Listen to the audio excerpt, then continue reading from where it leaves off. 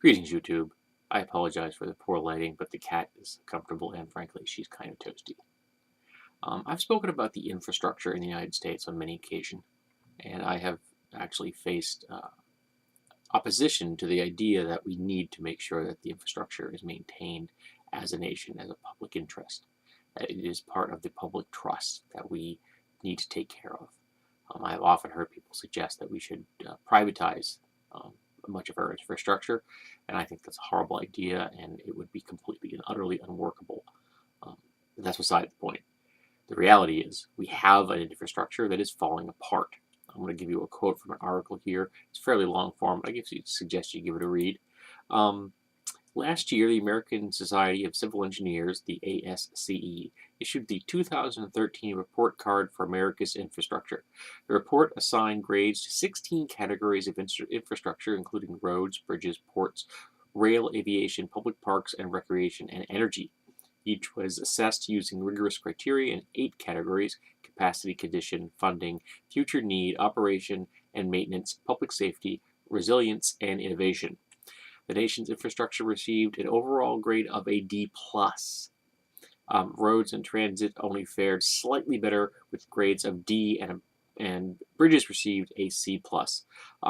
I think that we really need to put the bridges a whole lot higher on that list, because when a bridge fails, bad things happen. When a road fails, all right, you might find another route, you can patch the road.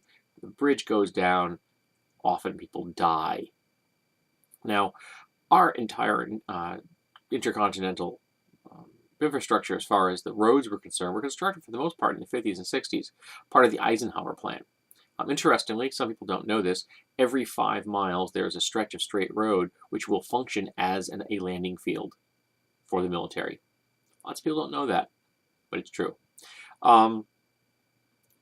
I endorse this infrastructure because not only would it provide a lot of jobs, and it would provide a lot of jobs, but we would fill up jobs like nobody's business if we started repairing all the things that we've just kicked down the road, each administration saying, oh, let somebody else worry about it.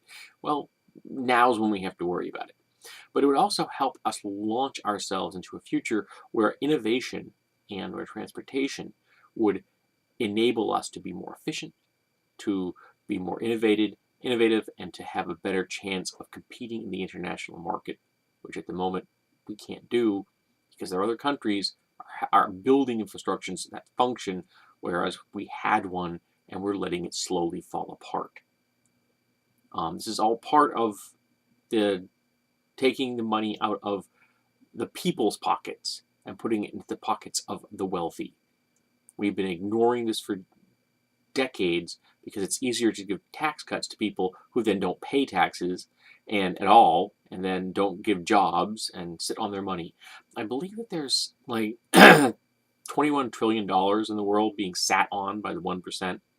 You know how much infrastructure we could do with that? How we could improve the world as we know it, making sure our railway systems and our airlines, airports and our ports and our water systems and everything else that we need to function would function. We could have fiber optic into every single home on the North American continent if we would just take the money back from the people that stole it and invest it in our nation. It doesn't belong to the 1%. Belongs to all the American people, just as the whole earth belongs to all of us, not just the wealthy. So I am an advocate of investing in our infrastructure. We need the roads, we need the rails, the airports, the ports, the water systems, the electrical grids, the data grids. We need it all up and functioning and ready for the future so that we will be here and able to compete and function. I once heard that the Mitsubishi Corporation has a long-term plan going out 250 years. Now, I have no idea what the Mitsubishi Corporation would look like 250 years from now. But if they're thinking that far ahead, I think that there's pretty darn good chance that they'll be here 250 years from now, even if their plan never actually reaches the fruition that they think it will. You think long-term, you live long-term. I wasted most of my life because of depression. Now I'm trying to make amends for that. Well, America has been wasting its time because it's just easier to ignore the situation at hand. I've discovered something in therapy. If you ignore something, it doesn't ever actually get big.